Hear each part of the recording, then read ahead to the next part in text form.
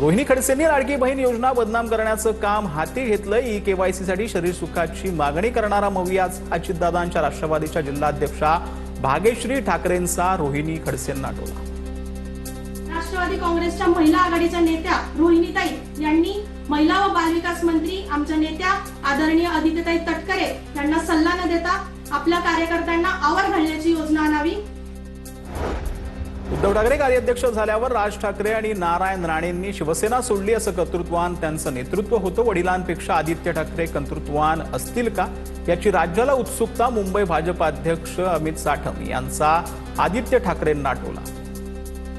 ठाकरे ज्यावेळेला शिवसेनेचे कार्याध्यक्ष झाले त्याच्यानंतर राज ठाकरेंनी शिवसेना सोडली, नारायण राणे साहेबांनी शिवसेना सोडली, तर याच गोष्टीची उत्सुकता आहे की नवीन कार्याध्यक्षांची ते किती कर्तृत्ववान असतील, त्यांच्या वडिलांपेक्षा जास्त कर्तृत्ववान असतील का याची उत्सुकता महाराष्ट्राला जरूर असेल।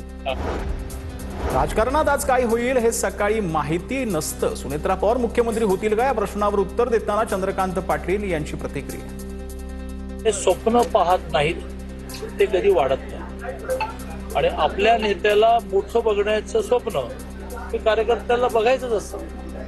त्यामुळे उद्या काय आहे कोणी बघितलं।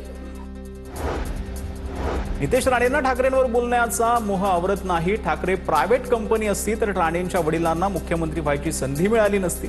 अखिल चित्रे यांची नितेश राणेंवर टीका। बोललो ना की अशा लोकांचा एक्झिस्टन्सच, आज ते मंत्री आहेत या राज्याचे, तरी देखील त्यांना ते मोह आवरत नाही की ठाकरेंवर आणि शिवसेनेवर बोलावं। कारण त्याचं कारणच असं आहे की जर ते शिवसेनेवर आणि ठाकरेंवर बोलले नाही ना तर त्यांचं एक्झिस्टन्स शून्य आहे। प्रायव्हेट लिमिटेड कंपनी ही शिवसेना जर असती ना तर त्यांच्या पिताश्रींना मुख्यमंत्री पदाची संधीच मिळाली नसती। पंढरपुरात भाजप आणि मनसेची अलिखित युती। भाजप नेते प्रशांत परिचारक यांचं मनसेच्या दिलीप धोत्रेंना उद्देशून वक्तव्य। डॉक्टर बाबासाहेब आंबेडकरांच्या जयंतीनिमित्त दोन्ही नेते एकत्र।